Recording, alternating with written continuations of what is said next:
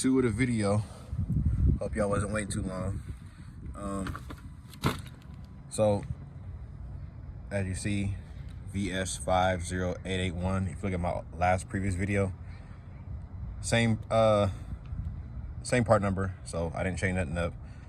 Apex actually is the one that sent it out, but it still is a male, however you say that, male brand. So this is what the kit looks like. This is what comes in the kit. And as you see, like I said before, you got these spark plug tube seals in there, all 6 of them, and then your molded rubber gaskets. So it is, I got about maybe 45 minutes to an hour of sunlight, so I'm gonna get what I can. And you know what I'm saying, I'll post the torque specs for the valve cover on this. I do use Mitchell 1 for all my torque specs and, you know what I'm saying, procedures and stuff like that. So we're gonna go ahead, and we already cleaned it up yesterday. I'll probably wipe it down one more time and brake clean. I got everything prepped up yesterday, so let's get this RTV in these 2 corners. Before I do that, let me go ahead and put the valve covers together first with the gaskets and the new seals. Then go ahead and where they at? Down there on the ground right there. So we'll change the spark plug tube seals right quick, and I'll let you guys know what kind of torques it was. In order to change those, let's do, I think this is the front one. Whatever one I got the oil cap one is the front one. Yeah, here we go. Excuse the crazy camera work right now, but we'll turn up these spark plug tube seals. These guys, like I said before, I like these really a lot. These seals, however design this is, little torques right here. I'll show you what that size is, and yeah, let's get it done. All right, you guys, figured out what torque this is. Use my little Icon mini set. Telling you guys this thing comes in handy, but these torques right here, these 2, 4, 6, 8, same thing, another valve cover, are T15. So make sure you got your good little T15. Broke them free by hand first, and I guess I'm gonna use my electric ratchet to finish it, taking it out. But once I take one out, I'll show you what it looks like. This is the front valve cover. Just a side note, like I said, I'll link in the description the torque sequence and also the torque specs, but I'll tell you right now as well, so that way, just in case you want to pause or don't want to wait till the end. All the way around, every last one of these gets torqued to 5 foot-pounds. So whatever that equation is in newton meters, if you want to go newton meters, but 5 foot-pounds final torque. There's a sequence, and I'll post that as well. I'll probably put a little picture somewhere in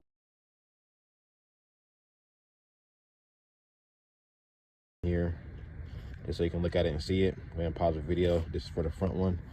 I'll post the front one up here somewhere, and then I'll do the same thing for the rear. But yeah, T15 as of right now. Let me take these bad boys out. All right, got one of the spark plug tube seals out. It's just sitting there like that. So once you break the, take your little T15s out, they're still kind of in there, which should be expected. I just kind of got behind the lip and popped her up like that. So you just want to get in there like this and just kind of work it up, and that's really it. Whether these are good or bad doesn't really matter to me, because I'm going to change them out anyways, and these are your new ones.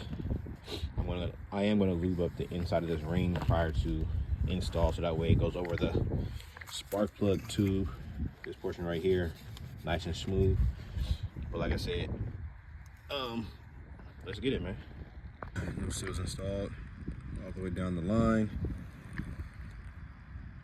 I didn't see a torque spec on the Mitchell, so I barely took anything effort to break these free, so I went ahead and just tightened them by hand. And a little snug after that, probably way less than a quarter turn.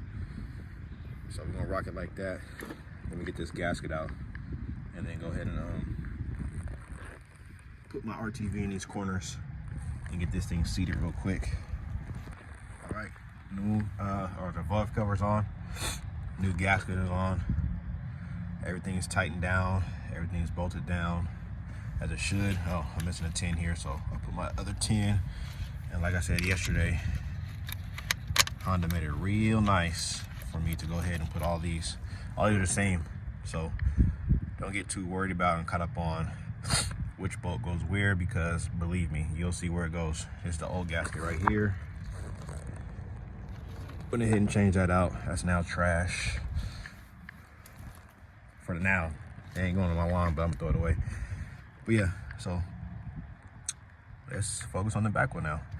The back one, remember, it gave me a little trouble coming out because of this thing, but we're gonna see if we can get in here a little bit easier this time. Either way, let's get it.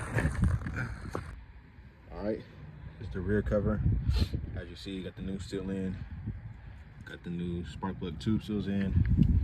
Then we go ahead and lubricate these tube seals, or these tubes right here, spark plug tubes.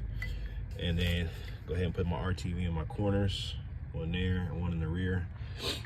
Give it everything a once over, make sure I ain't gonna drop nothing in nowhere. And then let's throw this bad boy in there.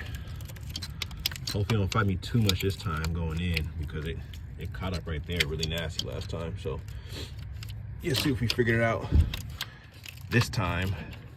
Either way, I wish I had another recorder right now, because I'll show you the challenge going in. But either way, we're gonna put this RTV in the corners and drop this bad boy in.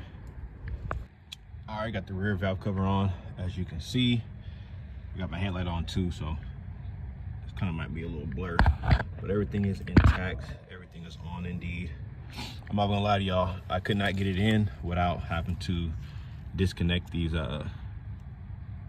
fuel injector, the harness right here. So unplug your 3 right here, unplug your 10mm bolt off this anchor for engine hoisting out, and then unplug right down there. And this area is a plug, oil pressure sensor, I believe. Unplug that as well, and then you will have plenty enough room to pull this up a little bit higher, just a little bit higher, but more than enough, because I kept falling into, every time I went backwards, the gasket would try to catch on the rockers up here and knock it off. So I had to clean the gasket, clean everything up again, and retry. So that proved to be a success when you take those few things that is mentioned off and out the way, and you have plenty enough room to actually rock it in, and then go ahead and torque it down to spec. Like I said, I'll put the torque spec in there, and it seems so minuscule, like the amount of torque it's asking, but that's definitely tight enough. Like I said before, you just have the little stop at the bottom of them, to where once it hits the aluminum head, it kind of bottoms out. You really can't go past that. If you go past that, you probably will strip it out. So I don't know if I can kind of give it a detail right here. You see right there at the bottom, that bottom edge right down in here, it's already bottomed out. It's touching. The gasket kind of sits raised up right there.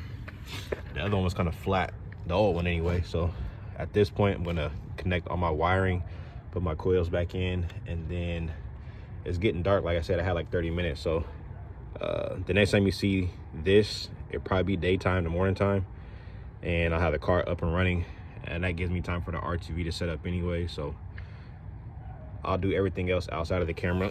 You won't see none of that stuff, but I will show you a conclusion when I get it all started up. So I might spray some degreaser off in here too, just to clean that up, so that way when we go ahead and start her up, we can get a visual of anything leaking or anything like that. So until next time, y'all boys stay good. Well, girls too. Stay safe out there, and always check everything before you move on.